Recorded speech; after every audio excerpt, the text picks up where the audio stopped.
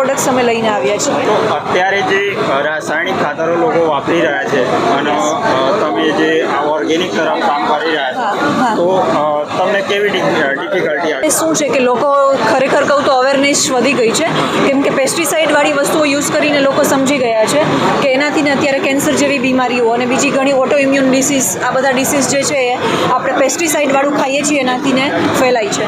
તો લોકોની હવે અવેરનેસ વધી છે કે ઓર્ગેનિક પ્રોડક્ટ તરફ વધીએ. પણ હા, એમાં ડિફિકલ્ટીઝ એ આવી રહી છે કે પ્રાઇસ થોડી વધારે પડે છે ઓર્ગેનિકની, કારણ કે એ કુદરતી ખાતરથી બનાવેલી હોય છે, જૈવિક ખાતરથી ને, બરાબર છે, એટલે થોડી એની પ્રાઇસ વધારે હોય છે. આ એક ડિફિકલ્ટી આવી રહી છે. તો આવનારી જનરેશનને તમે શું કહેવા માગશો કે તમે રાસાયણિક ઉપર જ રહો કે પછી તમારે ઓર્ગેનિક? મારું કહેવાનું એટલું જ છે કે બચાવવું હોય તો તમારે ઓર્ગેનિક તરફ આવવું પડશે. યસ, મારું જે કહેવાનું છે કે અત્યારે લોકો જોઈ રહ્યા છે કે જેની પણ 30 ઉપર ઉંમર થાય છે ને તો બીમારીઓ ચાલુ થઈ જાય છે. મેડિસિન પણ કામ નથી કરતી, બીમારીઓ એટલી વધી રહી છે, દવાઓ પણ અસર નથી કરતી.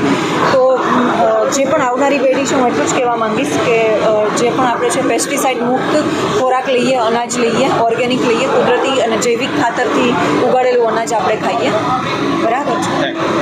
રાઈટ.